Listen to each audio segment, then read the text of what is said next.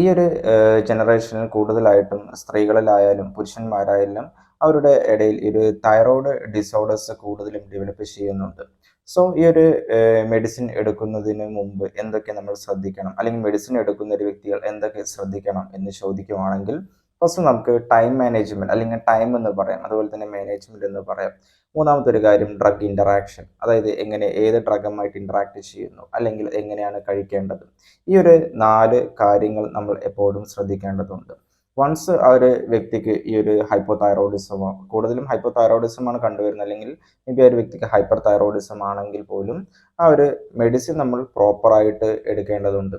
ആ ഒരു medicine ഡോക്ടേഴ്സിൻ്റെ orders ഇല്ലാതെ ആ ഒരു മെഡിസിൻ സ്റ്റോപ്പ് ചെയ്യുകയാണെങ്കിൽ തൈറോയ്ഡ് ക്രൈസിസ് പോലത്തെ അല്ലെങ്കിൽ തൈറോയ്ഡ് റിലേറ്റഡ് ആയിട്ടുള്ള ഓരോ കോംപ്ലിക്കേഷൻസ് വരാനുള്ള ചാൻസ് കൂടുതലായിരിക്കും. സോ ഒന്നാമത്തെ ഒരു കാര്യം നമ്മൾ ശ്രദ്ധിക്കേണ്ടത്, ഡോക്ടേഴ്സ് ആ ഒരു മെഡിസിൻ്റെ ഡോസ് എങ്ങനെയാണോ തന്നിരിക്കുന്നത് ആ ഒരു ഡോസ് അതിനനുസരിച്ച് എടുക്കുക. അത് കുറയാതെയും അല്ലെങ്കിൽ കൂട്ടാതെയും അതിനെ എടുക്കാതെ ആ ഒരു മെയിൻറ്റെയിൻ ചെയ്ത് ഡോക്ടേഴ്സ് പറയുന്ന ആ ഒരു ഡോസേജ് വേണം നമ്മൾ കറക്റ്റായിട്ട് ഫോളോ ചെയ്യേണ്ടത്. രണ്ടാമത്തെ എന്ന് പറയുമ്പോൾ ആ ഒരു മെഡിസിൻ എടുക്കുന്ന ടൈം എല്ലാവർക്കും അറിയാവുന്നതായിരിക്കും. എപ്പോഴും മെഡിസിൻസ് കഴിഞ്ഞ ഒരു എംപ്റ്റി സ്റ്റൊമക്കിൽ അല്ലെങ്കിൽ ഒരു 6 മണിക്കായിരിക്കും എടുക്കാൻ പറയാം, 6 മണി ഗുളിക എന്ന് നമുക്ക് പറയാം.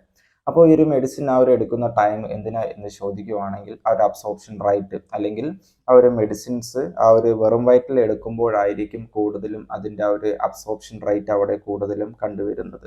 വൺസ് നമ്മൾ ആ ഒരു മെഡിസിൻസ് ആ ഒരു ഫുഡിൻ്റെ ഒപ്പമൊക്കെ എടുക്കുകയാണെങ്കിൽ മേ ബി ചില ഫുഡ്സ് അതുമായിട്ട് ചിലപ്പോൾ ഇൻട്രാക്ട് ചെയ്യാനുള്ള ചാൻസ് ഉണ്ട്, ഡ്രഗ് ഇൻട്രാക്ഷൻസ് ഉണ്ടാക്കാനുള്ള ചാൻസ് ഉണ്ട്. ഫോർ എക്സാമ്പിൾ ഒരു ചായയോ അല്ലെങ്കിൽ കാപ്പിയോ, അല്ലെങ്കിൽ ഈ ഒരു വാൾനട്ട്സോ അല്ലെങ്കിൽ ഗ്രേപ്പ് ജ്യൂസോ, അല്ലെങ്കിൽ മേ ബി ചില ഫുഡ്സ് ഈ ഒരു തൈറോയ്ഡ് മെഡിസിൻസുമായിട്ട് ഇൻട്രാക്ട് ചെയ്യാനുള്ള ചാൻസ് ഉണ്ട്. സോ അപ്പോൾ ആ ഒരു കാര്യം വെച്ച് നോക്കുമ്പോൾ നമ്മൾ എപ്പോഴും ഈ ഒരു തൈറോയ്ഡ് മെഡിസിൻസ് നമ്മൾ ഗ്ലാസ് ഓഫ് വാട്ടറിൽ മാത്രം, അല്ലെങ്കിൽ സോയ പോലത്തെ ഉള്ള ഇഷ്യൂസോ അതുപോലത്തുള്ള ആ ഒരു ഇതിലേക്കായിരിക്കും മേ ബി ഇൻട്രാക്ട് ചെയ്യുന്നത്. സോ ആ ഒരു ഗ്ലാസ് ഓഫ് വാട്ടറിൽ മാത്രമേ തൈറോയ്ഡ് മെഡിസിൻസ് കൂടുതലും നമ്മൾ എടുക്കാൻ പാടുള്ളൂ.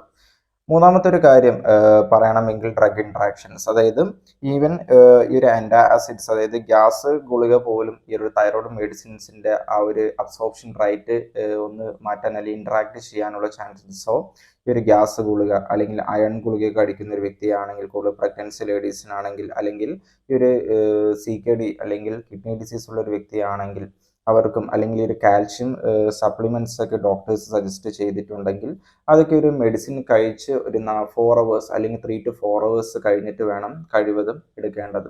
അങ്ങനെ എടുക്കുകയാണെങ്കിൽ ആ ഒരു ഡ്രഗ് ഇൻട്രാക്ഷൻസ് നമുക്ക് പ്രിവെൻറ്റ് ചെയ്യാൻ പറ്റും. അത് റിലേറ്റ് ചെയ്ത് വരുന്ന കോംപ്ലിക്കേഷൻസും നമുക്ക് പ്രിവെൻറ്റ് ചെയ്യാൻ പറ്റുന്നതായിരിക്കും.